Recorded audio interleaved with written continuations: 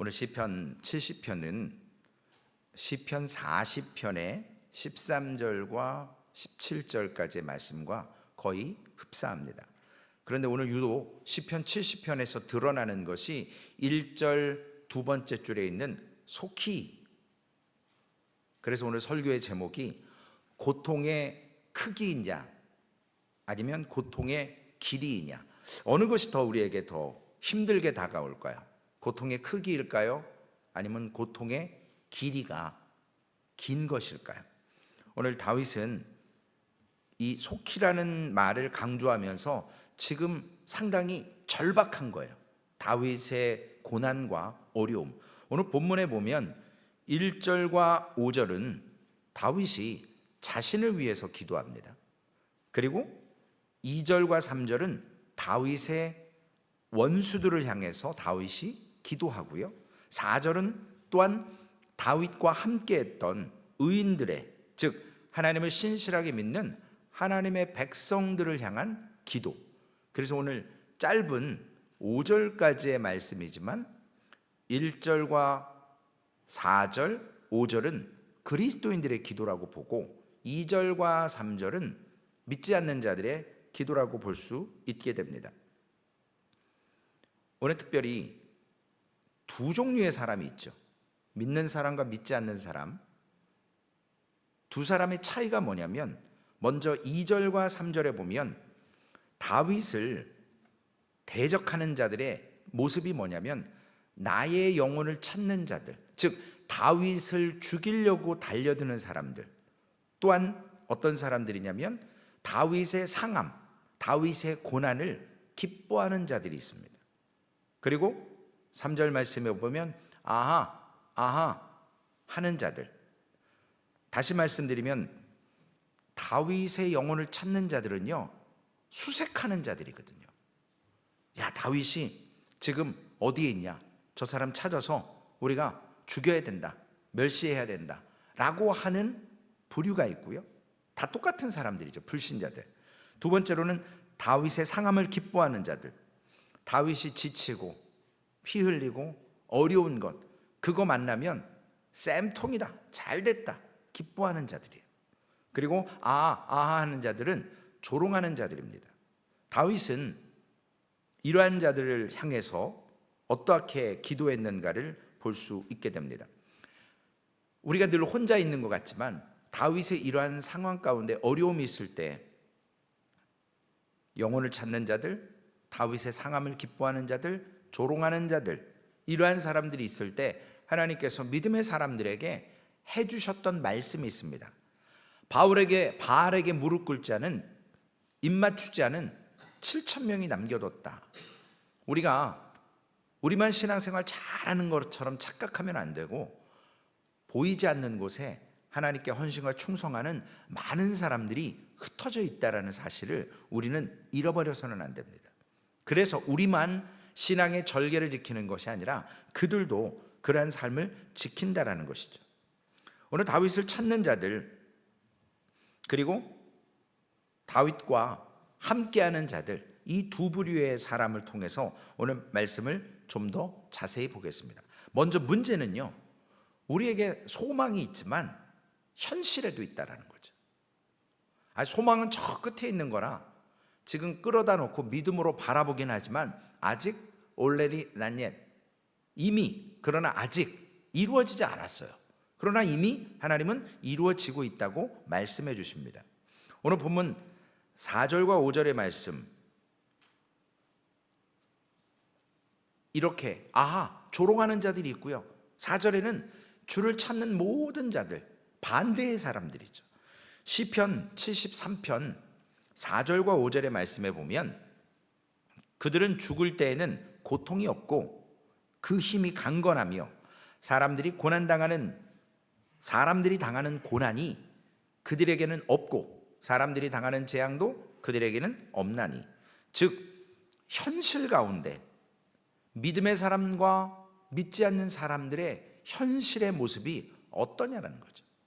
고난당하지만 그들에게는 없고 재앙도 그들에게 없고 하나님께서 우리에게 삶의 현실 가운데 하나님을 경험하는, 그리고 하나님을 경외하는, 하나님을 따르는 백성들에게 유달리 믿음의 사람들이 왜 이런 고통 가운데 있게 하는가, 고난의 자리에 서게 하시는가? 그것은 하나님께서 시편 73편 14절의 말씀에 보면 나는 종일 재난을 당하며 아침마다 징벌을 받는도다 라고 고백을 합니다. 하나님의 마음에 합했던 다윗에게도 어려움이 분명히 있었고 그에게도 흠이 있었습니다. 그런데 다윗 자체가 고난당하고 혹은 죄로 인해서 뿐만 아니라 죄 짓지 않았지만 다윗을 수색하는 자들, 다윗을 조롱하는 자들, 또한 다윗을 이렇게 여러 가지로 흠집내려 하는 원수와 같은 자들이 있었는데, 그가 이런 고난을 당하는 이유 중에 하나는 그의 죄 때문이기도 하지만 신약에 오실 예수 그리스도의 예표의 모습, 다윗이 당하는 고난이, 즉 오실 메시아가 경험해야 될 그러한 모습, 고난을 짊어지는 예수 그리스도의 모습을 구약에서 보여주는 예표라는 사실입니다. 그래서 오늘 베드로전서 4장 12절에 보면 사랑하는 자들아 너희를 연단하려고 오는 불시험을 이상한 일 당하는 것 같이 이상히 여기지 말고, 우리에게 다가오는 연단이나 불시험, 이거 이상한 게 아니라는 거예요. 왜냐? 우리를 통해서 하나님께서 사용하시려고 훈련과 또한 과정을 통해서 하나님의 목적을 이루어 가시기 위해 우리에게 주시는 연단이기도 하고, 또한 이와 같은 불시험인데 이상하게 여기지 말라. 우리가 주목해야 될 것은 어려운 일이 딱 왔을 때요, 문제가 있을 때 믿는 사람과 믿지 않는 사람의 반응을 통해서 우리가 볼 수 있습니다. 곤경에 처하고 위기와 절박한 상황에 있을 때 믿는 자와 믿지 않는 자의 차이가 뭔지 아십니까? 기도하는 거요? 그럴 수 있죠. 그런데 안 믿는 사람도 하나님 찾고 누구 찾고 다 찾아요. 그런데 중요한 것은 불신자가 미지에 알지 못하는 신에게 기도할 수 있지만 신자와 불신자의 가장 큰 차이는 뭐냐면, 신자는 어려운 상황에, 절박한 상황에 있을 때 그리스도 안에서 하나님께서 우리에게 기도할 능력도 주시고 또 그 기도를 통해서 우리에게 평안함 주신다라는 사실을 믿고 기도하는 것과, 그냥 지푸라기 잡는 신으로 불교 찾고 천주교 찾고 뭐 기독교 찾고 이슬람 찾고 조상 찾고, 이거와는 전혀 다르다는 사실이에요. 히브리서 4장 16절 말씀에 보니까요, 그러므로 우리는 긍휼하심을 받고 때를 따라 돕는 은혜를 얻기 위하여 은혜의 보좌 앞에 담대히 나아갈 것이니라. 우리가 하나님이라고 하는 전능자에게 기도할 수 있다라는 것이 특권이고요, 복입니다. 언제든지 그분께 도움을 요청할 수 있고, 또한 그분께서 놀랍도록 역사하신다라는 것. 그러므로 신자는요, 하나님께서 자기가 질 수 없을 만큼 무겁고 힘든 짐을 맡겨주시는 분이라는 것을 우리는 그 약속을 알기 때문에 빌립보서 4장 6절과 7절, 아무것도 염려하지 말고 오직 모든 일에 기도와 간구로 너희 구할 것을 감사함으로 하나님께 아뢰라. 그리하면 모든 지각에 뛰어난 하나님의 평강이 그리스도 예수 안에서 너희 마음과 생각을 지키시리라. 이것이 우리 그리스도인들의 특권이에요. 축복입니다. 신자는요, 어려움 처할 수 있습니다. 예수 믿는다고 환난과 어려움이 안 옵니까? 오지요. 그런데 이러한 것은 하나님의 목적을 이루시기 위해서 우리를 고난 가운데 허락하셨고, 그 선물을 통해서 우리가 성숙되어질 때 우리는 그때서야 하나님의 인도하심에 감사와 영광과 찬양을 올려드릴 수 있습니다. 다시 한번 1절과 5절, 다윗이 자신을 위해서 기도하는 내용을 보시면 아까 속히 시간의 급박성, 긴박한 모습을 말씀을 드렸습니다. 하나님이여 나를 건지소서, 여호와여 속히 나를 도우소서. 나의 영혼을 찾는 자들이 수치와 무한을 당하게 하시며 나의 상함을 기뻐하는 자들이 뒤로 물러가 수모를 당하게 하소서. 상황이 지금 급박한 겁니다. 언제 어디서 어떻게 튀어나올지 모르는데 다윗은 이것을 가지고 삶 속에서 어려운 문제가 올 때마다 정말 툭 건드리면 말이 나오는 것처럼 하나님께 기도하는 놀라운 그러한 믿음의 모습을 가졌다라는 것입니다. 그것이 하나님을 신뢰하는 믿음으로 시작되는 기도라는 것이죠. 두 번째로 원수들을 향한 기도를 보면요, 2절과 3절입니다. 나의 영혼을 찾는 자들이 수치와 무한을 당하게 하시며 나의 상함을 기뻐하는 자들이 뒤로 물러가 수모를 당하게 하소서. 아하 아하 하는 자들이 자기 수치로 말미암아 뒤로 물러가게 하소서.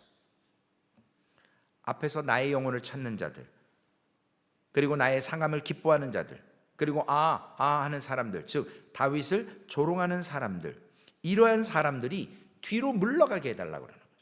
내 앞에서 얼쩡얼쩡 돼서 나를 자꾸 이렇게 피곤하게 하지 말고 내 뒤로 보내달라고 기도합니다. 우리가 원수를 대하는 태도가 이래야 합니다. 성경이 말하는 그리스도인들의 최고의 정점은요, 원수를 사랑하는 거거든요. 내 이웃을 내 몸과 같이 사랑하는 것, 하나님이 주신 계명 중에 하나님을 사랑하고 내 이웃을 내 몸과 같이 사랑하라고 말씀하셨습니다. 우리가 지금 현실적으로는 원수를 사랑할 수 없습니다. 분인나라고 하는 나를 자꾸 격동시키는 그 한나의 적수, 그리고 나를 지금 힘들게 하는 그 분인나를 사랑할 수 없어요. 로마서 14장 말씀에 보면 하나님께서 아내들아 남편에게 복종하라 라고 하는 말씀이 있고, 또 남편들도 아내에게 복종하라 라는 말씀이 있습니다. 죽게 하듯 하라. 왜 그랬냐면요, 우리가 원수 사랑할 수 없어요. 그런데 20여 년 30여 년을 떨어져서 각자 다른 것 먹고 다른 삶의 패턴을 살던 사람을 부부로 연결시켜서 하나님께서 서로 복종하게 하셨습니다.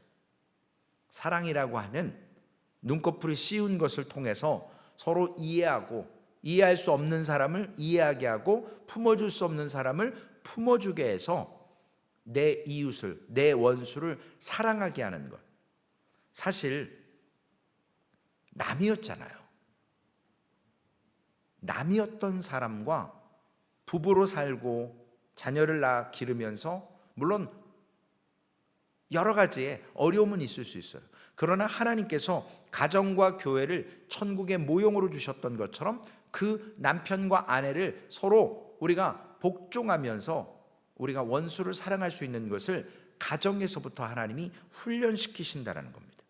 그래서 오늘 다윗은 저 원수들 다 때려 죽여주세요, 저 원수들 다 하나님 잔인하게 도륙해 주세요가 아니라 내 뒤로 물러가게 해달라고 기도하는 겁니다. 원수를 대하는 그리스도인들의 자세입니다.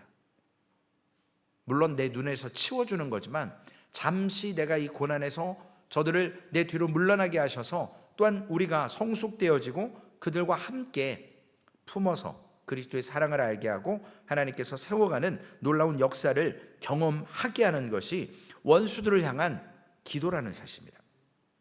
결론의 말씀으로 다윗은요, 의인들을 향한 기도가 무엇인가? 기도에도 수준이 있거든요. 우리가 계속 이것도 저거 저것도 주고 이것도 내 뜻대로 저것도 내 뜻대로 되게 해달라고 그러면 아직 기도의 저차원적인 거죠. 고차원적인 기도는 내 뜻이 아니라 하나님의 뜻을 부족하지만 나를 사용해 주시고 쓰임받게 하시고 내가 그 일에 하나님 감당할 수 있도록 내 지혜나 내 지식이나 내 경험이나 이런 것들을 때로는 사용하게 하시기도 하지만 이것 때문에 하나님의 일을 방해한다면 하나님 내 이 교만함, 내 생각을 내려놓게 해 주옵소서라고 기도하면서 하나님의 말씀에 순종하겠다고, 헌신하겠다고 하는 믿음의 모습.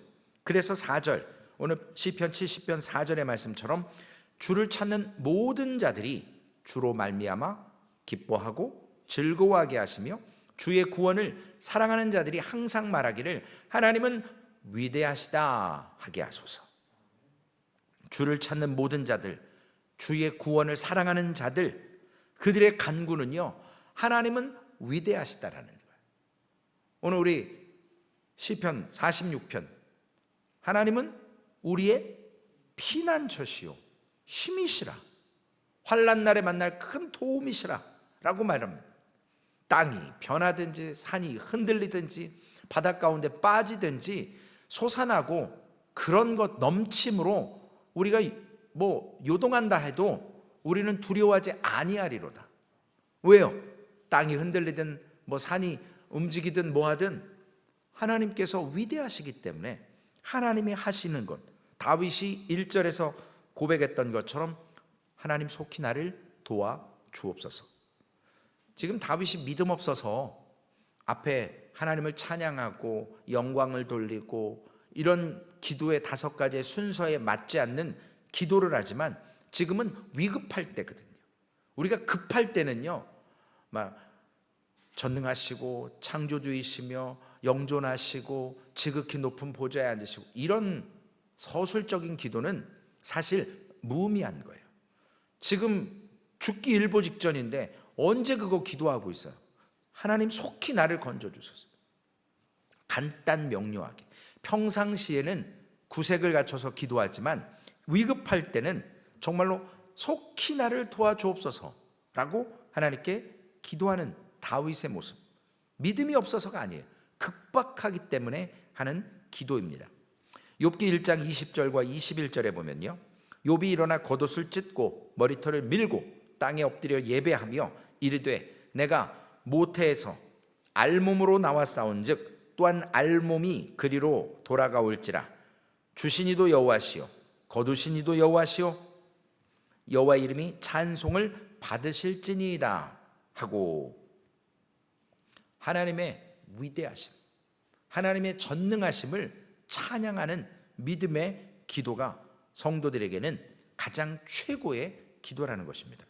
오늘 결론의 말씀으로 5절 말씀을 다시 한번 보면 나는 가난하고 궁핍하오니 하나님이여 속히 내게 임하소서.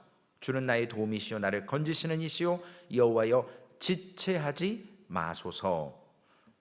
우리의 자세는요, 하나님 앞에 우리가 세상의 모든 것, 어제 바벨론처럼 세상의 절대 권력을 갖고 세상의 모든 것 다 가지고 자신이 교만하여서 신의 집회, 북극 집회에 자신을 신처럼 착각하고 얘기하지만 우리는 하나님 앞에 늘 가난하고 궁핍함으로 하나님께 서야 합니다. 내가 누리고 있는 것, 내가 갖고 있는 것 하나님께서 허락하지 않으면, 하나님이 후 부시면 다 사라질 안개와 같은 것입니다. 그러므로 가장 겸손하게 하나님 앞에 나는 가난하고 궁핍하오니, 이건 물질이나 어떤 능력이 있는 것이 아니라 전능자 앞에서는 우리가 연약한 존재라는 것을 인정하고 나의 어떤 자격이 있다라고, 하나님 제가 목사인데 하나님 자꾸 이러실 거예요? 이런 식으로 기도하면 교만한 거거든요.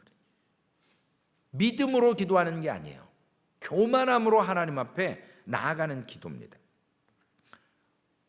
속히 오소서, 임하소서.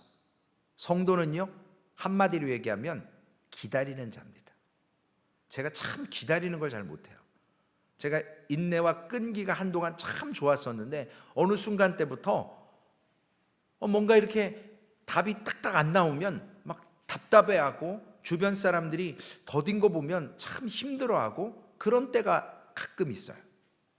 그런데 오늘 말씀에 보면 속히 내게 임하소서, 여호와여 지체하지 마옵소서. 디도서 2장 13절에 보면요, 복스러운 소망과 우리의 크신 하나님 구주 예수 그리스도의 영광이 나타나심을 기다리게 하셨으니. 우리 그리스도인들은요, 기다리는 자들이거든요. 왜 기다려야 될까요? 왜 인내해야 될까요? 우리가 아직 그 일을 감당할 수 있는 능력이 없고 지금 함께 세워져 가는 과정이기 때문에 그렇습니다. 결국 신자는 그 주님의 재림의 때를 기다리는 자들이에요. 온전한 안식을 이루어지는 그날을 사모하는 자들입니다. 그래서 성경의 맨 마지막에 나오는 기도는요, 요한계시록 22장 20절의 말씀입니다. 이것들을 증언하신 이가 이르시되 내가 진실로 속히 오리라 하시거늘 아멘 주 예수여 오시옵소서. 우리가 흔히 마라나타라고 얘기하죠. 성도들은 긴급하고 절박하고 고난의 상황뿐만 아니라 모든 상황 속에서 하나님 속히 임하소서, 나를 도와주옵소서, 나를 건져주옵소서, 여호와여 지체하지 마옵소서라고 믿음으로 간구하기도 하지만 하나님의 때를 기다리는, 주님의 재림의 때를 사모하는 하늘의 시민권을 가진 자로서 주 예수 그리스도를 믿음으로 기다리는 하나님의 사람이라는 것입니다. 응답이 더뎌도, 기도에 응답이 없어도 하나님의 응답이시거든요. 하나님은 응답하신 거예요. 우리는 응답 안 됐다고 하지만 하나님은 이미 기도가 응답 안 되게 하시고 더디게 하시는 것이 우리에게 주신 응답입니다. 우리는 모르지만 우리는 후에 이것을 통해서 왜 하나님이 더디하셨나, 왜 응답하지 않으셨나, 그것이 응답인 줄을 우리는 후에 깨닫습니다.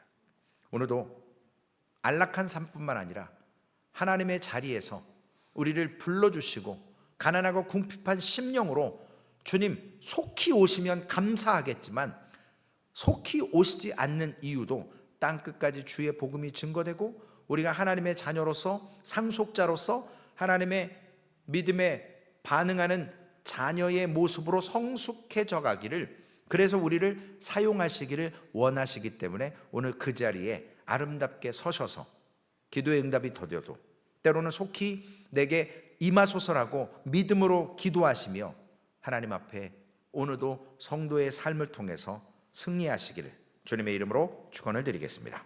기도하시겠습니다.